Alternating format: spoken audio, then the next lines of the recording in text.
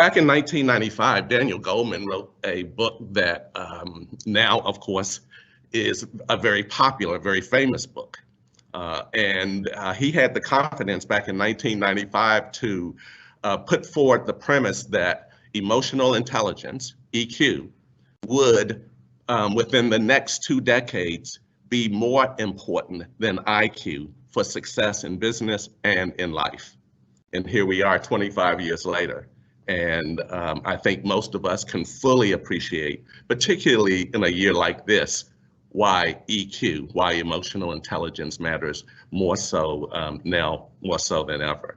Back in 1995, we didn't have the empirical research to draw the correlation between leadership engagement and business performance or results.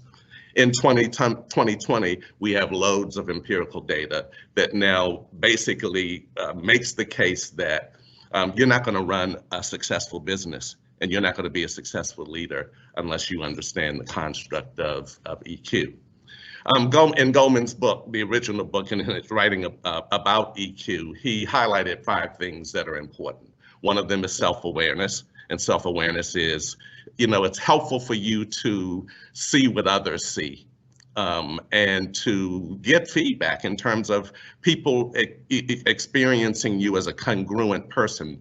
If your words differ from your behaviors, that's a real derailer in terms of leadership.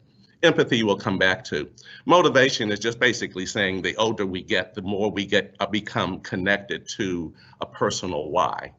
That sense of the Simon Sinek TED Talk on the power of why, and that people who are intrinsically motivated tend to be seen as more emotionally intelligent as opposed to people who are extrinsically motivated. Self-regulation is just basically in the moment, just knowing when you have to make yourself bigger, when you have to make yourself smaller, when you may need to not say anything. Maybe when you should ask a few questions. That's what self-regulation is. And then social skills just basically means that, there's a correlation between people with high EQ and their ability to put people at ease, to make it okay for people to be wrong in conversations without that feeling like they're being condemned. People who go out of their way to make it comfortable for other people to be themselves in terms of social skills.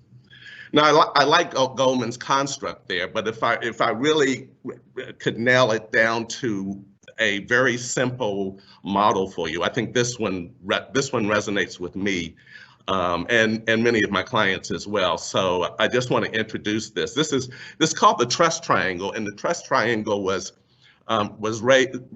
introduced in a TED Talk in 2018 by Professor Francis Frey, who is a Harvard Business School professor. It is a fascinating, very endearing TED Talk, so I do suggest you all watch it. She's a Harvard business professor, but she was seconded within Uber for about 10 months or so to help them focus on building leadership capability. Uber had turned into a toxic organization, and so she went on board to help them with it. And she, coming out of that experience, wrapped that experience around what's called the trust triangle here. Now, some of you may be looking at that and going, well, that looks pretty similar to something else that you've perhaps seen in your studies, because it was Dr. Aristotle 14 centuries ago who suggested that there are 3 proofs of rhetorical persuasion, rhetoric, being defined as the art of persuasion. And Aristotle worked with a number of leaders. He was a coach. He worked with a number of leaders, and he basically said, if you want people to move with you, if you want to really influence people in a way that they are strongly connected to you, you've got to have 3 things in place. One of those is ethos, is what he called it. In the trust triangle, it's called authenticity. It basically loads on your character. And that is, people are more likely to trust you if they experience you as a consistent person in terms of character, a person who is yourself and enabling other people to also be themselves. There's a stronger connection when 2 people can just be honest with each other in that sense of character. And then there's logos. Logos was just, Aristotle would say to his to leaders, he would say, hey, you've got to get your narrative nailed. You have to nail your narrative. You might have strong ethos, but if logos is not in place, that means that you're not on the same page with people, or maybe there's two people on a team, and there's a bit of a disconnect because they are on two different pages. And sometimes it just takes a few conversations for them to actually find their narrative coming together now. And so very often in coaching people who work with you, it would also, a part of your work as a coach is often helping them nail their narrative. Sometimes it's too bland, sometimes it's too rational, sometimes it needs more color and definition. So those were the first two proofs. And then there's empathy. And this is, as Lisa said, no better time than to really hone in on this, because empathy is going to be critical over the next little while. Now, let me just differentiate. Let me just differentiate between empathy and sympathy.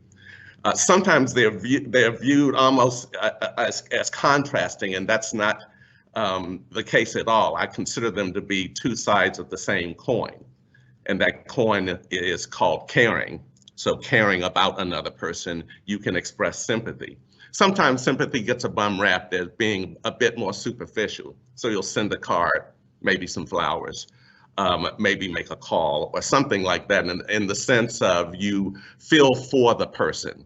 So sometimes sympathy is experienced as pity or sorrow. And it's not false or fake, but just this notion of you feel for someone and you want to do something to help alleviate their pain, which is why you might even choose to go to a funeral or something like that. Empathy is where sympathy is feeling for someone. Empathy is a bit deeper. It's a bit deeper. It is feeling with someone. It is feeling with someone, that sense of a person, when you are talking with them, they have this sense that you really get it. Even if it's not a way that you might vote, or, in terms of a decision that needs to be made. But in the first instance, it's just somebody really feeling connected to you because you've actually taken the time to hear them. Frances Frey, in her TED Talk, makes the case that mobile phones, pre-COVID, mobile phones were the biggest detractor away from people being present with each other, because we were always so distracted by those mobiles. And now here we are, 6 months later, in a completely different world where many of us have probably gotten even closer by virtue of virtual connection. Lisa and I were talking earlier that there will certainly be a healthy hybrid balance between the two, but I think for the first time, because we've all gone through it, CEOs, senior leadership teams, everybody probably on this call has had to work virtually in some respect, and whereas 6-7 months ago, it was a policy and under employment law that most companies are required to have in place. And so it's set over there in the corner, but very few people actually exercised it because they didn't see their senior leaders using it. It just reinforces why behavior is so much more important than words. In that sense of, we have a policy in place, but you don't see us using it. So, what's implied there is leave it over in the corner. And now, just 6-7 months later, most companies are talking about, with CEOs and senior leaders are now, but most want people back in the office physically. We all agree that's got to happen. But my guess is we're going to see more empathy for people who really do require a bit more flexibility in how they live and lead their lives, and particularly for people under the age of 35. Some compelling research out there now on men and women, 35 and younger. Workplace flexibility is the number one driver as to whether or not a person takes a job or leaves a job. That's how important it is now for younger people. Now, their bosses may be 25, 30 years older than them. And so now with this experience of knowing that we can work virtually, it's a perfect example of if you do allow some flex in how people work, it's a perfect example of being able to say, I get it, I understand it, as opposed to that person feeling judged.